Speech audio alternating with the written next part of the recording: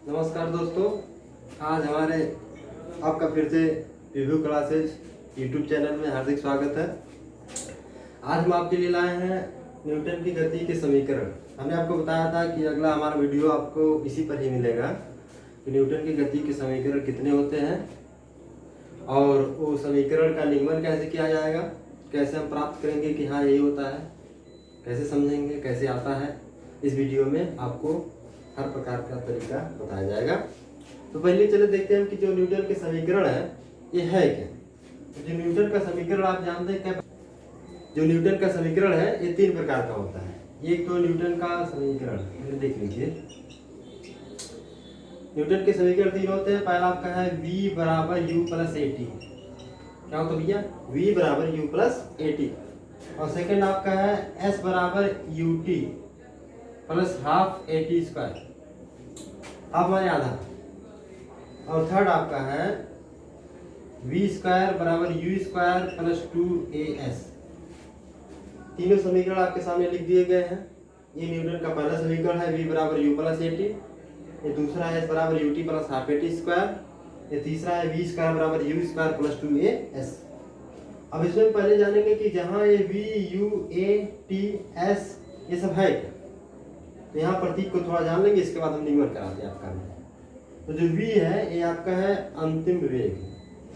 दो प्रकार के अंतिम और प्रारंभिक दो वेग हैं।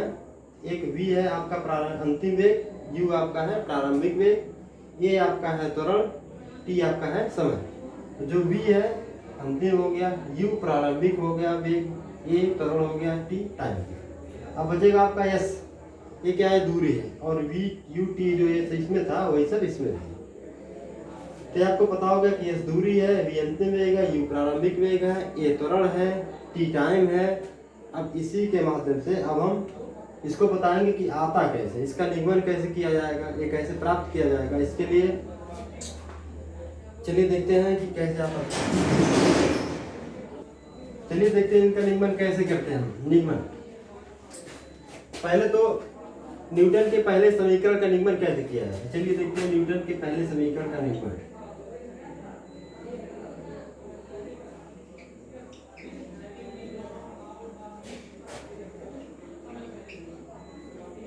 पहले समीकरण का निगमन कैसे करेंगे?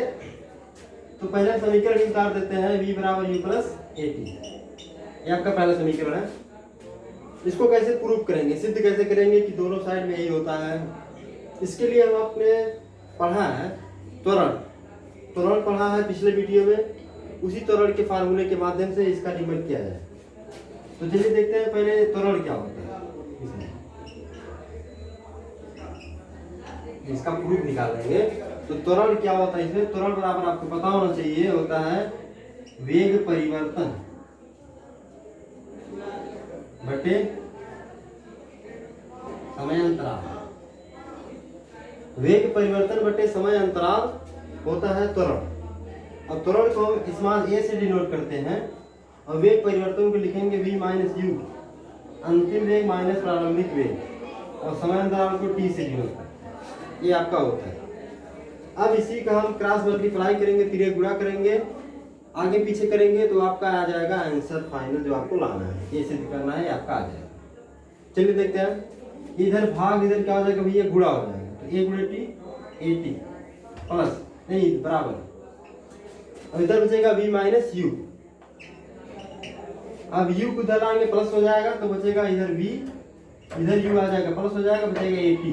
तो टोटल आपका फाइनल आंसर आ जाएगा v बराबर यू प्लस ए टी। ये आपका क्या होगा? हेंस प्रूफ सिद्ध होगा।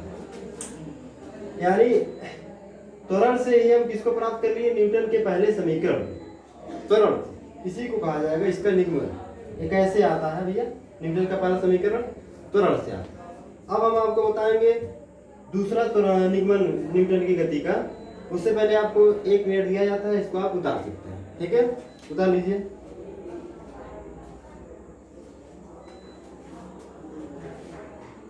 अब आप देख सकते हैं।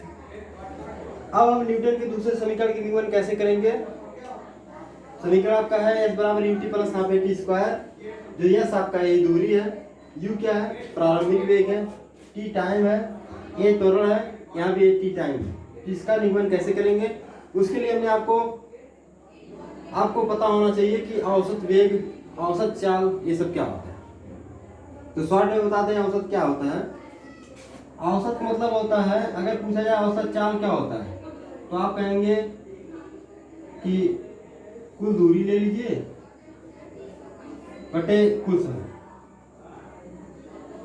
ये कुल दूरी में कुल की बात इसमें आ जाएगी, ढेर सारे। औसत निकालने का मतलब है 6 लोग होते हैं, उनको ज्वाइन करके जितने होते हैं उनसे भाग कर देते हैं। वैसे यहाँ भी सेम करना है, थोड़ा सा अंतर है, हमको दूरी निकालना है, इसलिए औसत दूरी के बारे में पढ़ेंगे। तो आइए, इसको फाइंड करने के लिए, इसको प्राप्त करने के लिए एक आपके पास सॉल्यूशन है, औसत दूरी। औसत दूरी, कुल दूरी। औसत दूरी के लिए हम कहेंगे कुल चाल, नहीं औसत चाल, क्या औसत चाल गुणे समय। यह आपका एक तरह का फार्मूला है, औसत दूरी बराबर औसत चाल गुणे समय। औसत चाल आपने पढ़ा होगा फिजिक्स में इसी चैप्टर में कि दो हमने चाल बार बार हमने नाम लिया है, एक प्रारंभिक चाल का, एक अंतिम। तो प्रारंभिक अंतिम दोनों चाल को या वेग को, बात एक ही है। तो दोनों वेग आपके सामने, ये भी एक है, एक यू। इनका अगर औसत निकालेंगे तो दोनों को ऐड कर लेंगे, और कई लोग भैया हैं, 2 लोग हैं, इसलिए कैसे बात करेंगे, 2 औसत ऐसे निकालते हैं, एवरेज, दोनों का एवरेज ऐसे हो गया। और इनटू टाइम बचा है तो यहाँ टी लिख देते हैं। अब आपने देखा होगा कि पहले समीकरण में v बराबर कुछ था, क्या था, v बराबर u प्लस 80 था। उस पहले समीकरण से हम v बराबर u प्लस 80 रख देंगे, तो हो जाएगा u प्लस 80, और पहले समान क्या है, u बटे क्या है, t इंटू टी। यहाँ पे आप लिख सकते हैं v बराबर u प्लस 80 रखने पर। अब इस u को जोड़ लेंगे, कई हो जाएगा आपका 2u प्लस 80 पहले से लिखा है, अपन क्या हो जाएगा 2 इंटू क्या टाइम, इतना तो आपका हो गया। अब आप देख सकते हैं कि जो 2u है प्लस 80 है, इसे किसका गुणा होगा, t का, तो अंदर गुणा हो जाएगा, तो 2u में t का गुणा होगा, t हो जाएगा, प्लस 80 में t का गुणा होगा, 80 स्क्वायर हो जाएगा, अपॉन 2 आपका पहले से। अब जो ये दो पहले सबका है, ये इसका भी है और इसका भी है, तो दोनों को अलग अलग बांट देते हैं, तो आ जाओ 2ut upon 2 plus 80 square upon 2। अब यहाँ पे आप देख सकते हैं दो दो कैंसिल हो सकता है, तो बचेगा ut, और प्लस जो अपॉन 2 में इसको बाहर निकाल के ऐसे रख सकते हैं, तो हो जाएगा हाफ, और 80 स्क्वायर आपका बचेगा। इसके बराबर औसत दूरी, औसत दूरी को आप जानते हैं, दूरी माने s, इस समीकरण में दूरी बराबर क्या रखना हमको s, इसलिए आगे फार्मूला हमारा s बराबर ut प्लस हाफ 80 स्क्वायर। ये आपका कौन सा समीकरण था, न्यूटन की गति का सेकंड समीकरण। तो आपका हो गया भैया बहुत ही सिंपल है, बहुत ही आसान है। इसके लिए भी हम आपको 10-20 सेकंड देते हैं, बहुत लोग उतार रहे हैं, नहीं तो स्क्रीनशॉट करके इसको रख सकते हैं और आराम से पढ़ सकते हैं।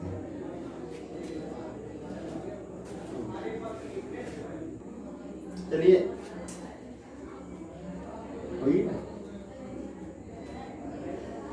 अब न्यूटन के तीसरे समीकरण का निगमन करेंगे। आइए, न्यूटन का जो तीसरा समीकरण वो आपका है v स्क्वायर बराबर u स्क्वायर प्लस 2as। इस समीकरण का निगमन बहुत ही आसान है, अगर आपको पहला समीकरण याद है तो पहला समीकरण का अगर हम दोनों साइड का वर्ग कर देंगे तो आपका तीसरा समीकरण बहुत आराम से आ सकता है। तो चलिए, तीसरा समीकरण जो आपके सामने है v स्क्वायर बराबर u स्क्वायर प्लस 2as, इसी का वर्ग कर देते हैं आज हम। किसका, पहले समीकरण। इसको प्राप्त करने के लिए पहले समीकरण का वर्ग करना जरूरी है। तो पहला समीकरण आपका होता है v बराबर u प्लस 80। इसमें दोनों पक्षों का क्या कर देंगे, वर्ग। इसको प्रूफ करने के लिए दोनों पक्षों का वर्ग कर देंगे, दोनों पक्षों का वर्ग। जब दोनों पक्षों का वर्ग करेंगे हो जाएगा v स्क्वायर, इधर हो जाएगा u प्लस 80 का होल स्क्वायर। अब आप जानते हैं इधर इसका हो गया, इधर इसका हो गया। अब इधर तो ये सिंगल है, इसको ऐसे लिख देते हैं फिर से, लेकिन इधर हो गया a प्लस b का होल स्क्वायर। इस फॉर्म में a प्लस b का होल स्क्वायर का फार्मूला आपको आना चाहिए, यहाँ बगल में बता देते हैं। a प्लस b का होल स्क्वायर होता है a square plus b square plus 2ab।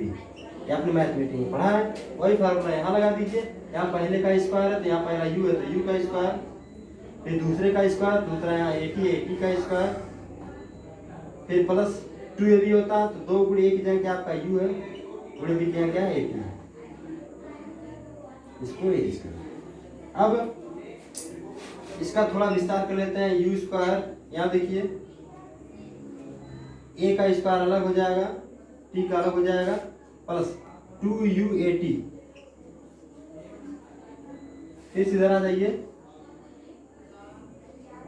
v square बराबर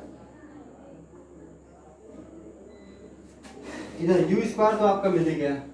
अब क्या आपको लाना है, v स्क्वायर हो गया, v स्क्वायर हो गया, अब आपको लाना 2as।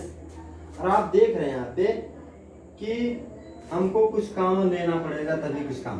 चलिए आइए देखते हैं कि a square T square plus 2u80 में से क्या कॉमन करेंगे, वो s कॉमन करेंगे। ये 2s नहीं 2 कॉमन, क्योंकि यहाँ 2 इसमें है और a इसमें है तो दोनों में तो a मिल ही गया है, लेकिन 2 इसमें मिला इसमें नहीं मिला। तो आपको पता होना चाहिए जब हम कॉमन करते हैं तो उससे भाग भी करते हैं। तो a स्क्वायर टी स्क्वायर में जब 2u कॉमन करेंगे a स्क्वायर टी स्क्वायर से, तो इसमें 2a से भाग करेंगे तो एक a से एक कट जाएगा, बचेगा हाफ और a T square, half T square, और एक a बचा अभी तो हाफ a टी स्क्वायर बचा। यहाँ पे जब 2 कॉमन करेंगे इसमें से a स्क्वायर टी स्क्वायर में से, तो आपका बचेगा हाफ a टी स्क्वायर, तो half a T square plus ऐसे 2u80 में से कॉमन करेंगे तो 2a कॉमन करेंगे तो बचेगा 2a से 2a कट जाएगा तो बचेगा क्या आपका ut, क्या बचेगा आपका ut। तो इसको भी लिख लेते हैं ut। अब आइए, आप इतना जानते हैं क्या होता है, अभी हमने पढ़ा था सेकंड समीकरण s बराबर ut plus half a T square, यानी आगे पीछे हो तो चलेगा, लेकिन इसको क्या कहते हैं, यस कहते हैं। किसी को शॉर्ट फॉर्म में हम यस लिख देंगे तो वहां समीकरण तैयार हो जाएगा। क्या तीसरा न्यूटन का v स्क्वायर बराबर u स्क्वायर प्लस 2as, ऐसे यहाँ भी आ गया v स्क्वायर बराबर u स्क्वायर प्लस 2as, क्या होगा आपका प्रूफ।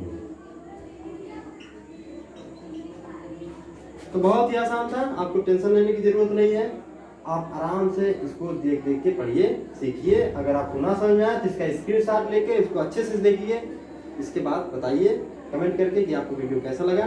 चलिए आगे आपको मिलते हैं नेक्स्ट वीडियो में।